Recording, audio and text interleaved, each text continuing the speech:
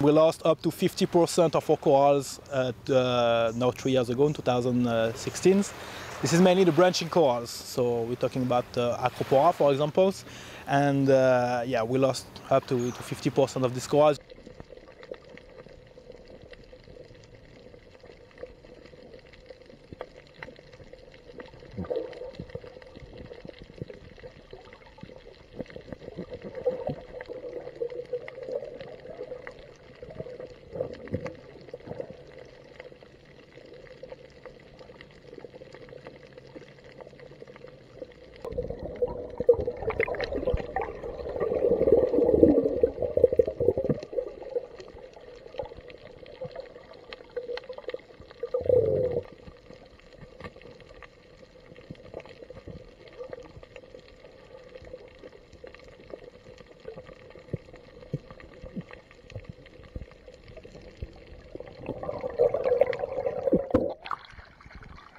We try to restore the reef by using these nurseries. The nurseries help for the survival and the growth of the corals. So we took what we call the coral of opportunities. This is coral already broken by anchor or by snorkelers, and we let them grow from 1 year, 1 year and a half until they reach a good size, up to 15 to 20 centimeters. Then we transplant them on the seafloor.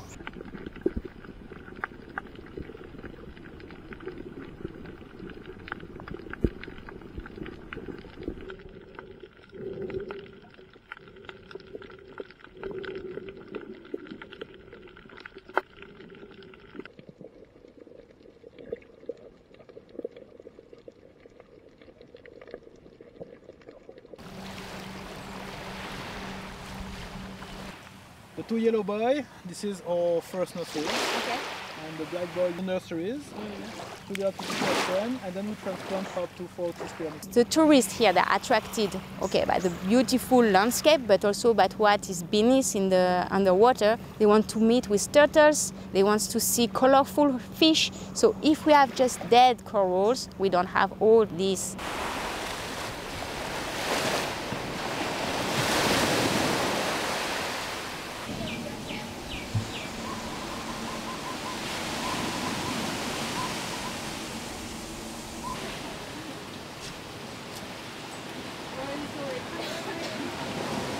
C2, C5.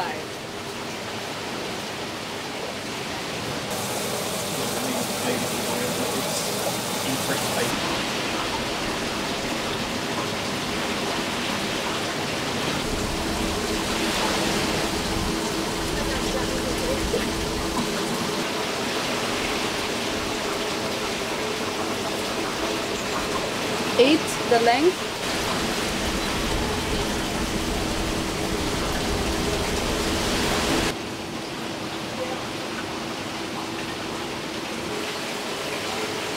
And now T5, C2. New corallites. So you can see the new coral polyp growth coming here. We can control the temperature in here so that even if everything dies out there, we've still got some remnants here that we can then grow up and put back out on the reef. So if you like, it's a last-ditch safety stock. However, the way that we try and do things is that the corals that we have in here are survivors. They have survived this previous bleaching attempt.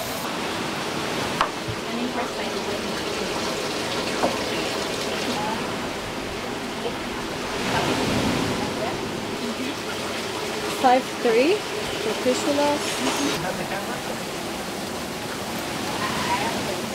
It's one of the most diverse habitats imaginable. Imagine a rainforest on steroids, and that's what you have on a coral reef. It's just that people don't see it.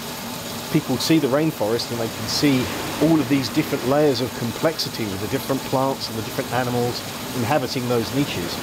Exactly the same is true on the coral reef, but multiplied so many different times because you had so many microenvironments there. So it's an enormous treasure trove of biodiversity.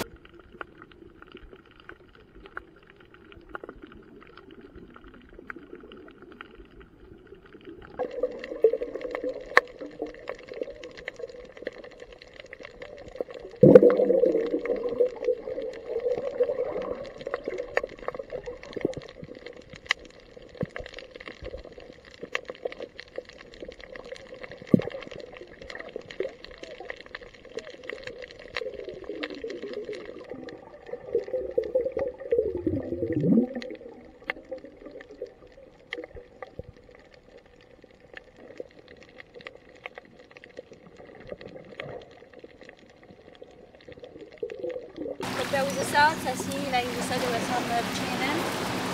It's that. We need to make the monitoring, Leo. The thing is, what do you want your grandchildren to see?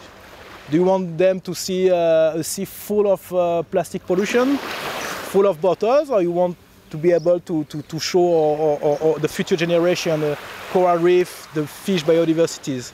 This is something specific from the ocean, specific on Earth. So I think we need to preserve that.